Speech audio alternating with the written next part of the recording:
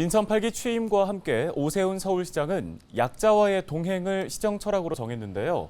서울시가 정책 실행을 위해서 전국 최초로 약자 동행 지수를 개발했습니다. 네, 매년 산출되는 지표를 통해 정책 개발과 예산 편성에 활용하면서 복지 사각지대를 없앤다는 방침입니다. 김호 기자입니다. 서울시의 반지하 주택은 대략 20만 가구, 전체 400만 가구의 5%에 해당합니다. 하지만 비싼 집값으로 지상 이전은 엄두를 못 내고 있습니다. 실제로 서울 시민이 서울을 떠난 가장 큰 이유 중에 하나가 바로 주택이었습니다. 교육이나 생활 환경이 맞지 않아 떠난 비율보다 9배나 높을 만큼 주거는 취약계층의 가장 큰 거주 조건이었습니다. 소득 격차는 거주지 선택권은 물론 건강 수명에서도 확연히 드러났습니다. 2020년 기준 소득 최하위 건강 수명은 65.6세로 나타났습니다. 최상위인 5분위의 건강 수명은 73.9세로 소득 최상위와 최하위의 수명 격차는 8.4세로 조사됐습니다.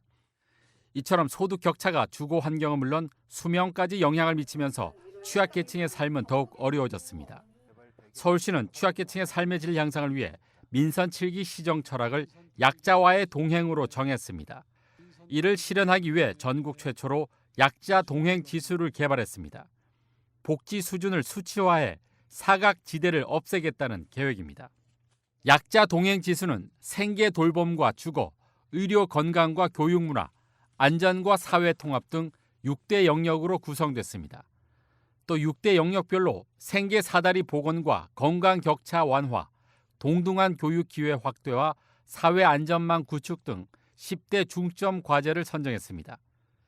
이어 위기 가구 지원율과 건강관리 지원 규모 등 영역별 50대 세부 지표를 만들어 사각지대를 없애고 실행력을 높이기로 했습니다.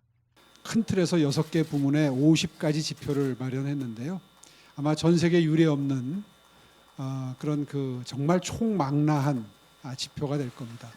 그러니까 단 한 분야도 소외되는 빠지는 부분이 없게 하겠다는 의지가 반영이 돼서 50가지의 지표가 설정이 된 거고요.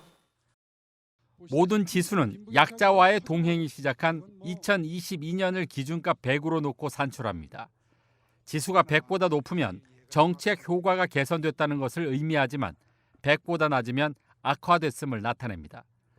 따라서 기준값보다 낮아졌다면 원인을 분석해 예산을 늘리거나 개선 방안을 마련해 정책 효율성을 높일 방침입니다. 거기에 예산 얼마나 투입됐는지, 예를 들어서 물가 상승률은 몇 %였는데 그거에 상응하는 예산 증액이 이루어졌는지, 예를 들면, 그리고 정량적으로는 그렇지만 정성적으로는 해당 부서에서 거기에 어떤 창의적인 행정을 해서 이것이 더 효율적으로 집행될 수 있도록, 예산이 집행될 수 있도록 노력을 했는지. 서울시는 산출된 약자 동행 지수의 신뢰도와 정확성을 높이기 위해 매년 전문가와 시민 의견을 수렴해 신규 지표를 추가하고 기존 지표를 보완할 계획입니다. 헬로티비 뉴스 김호입니다.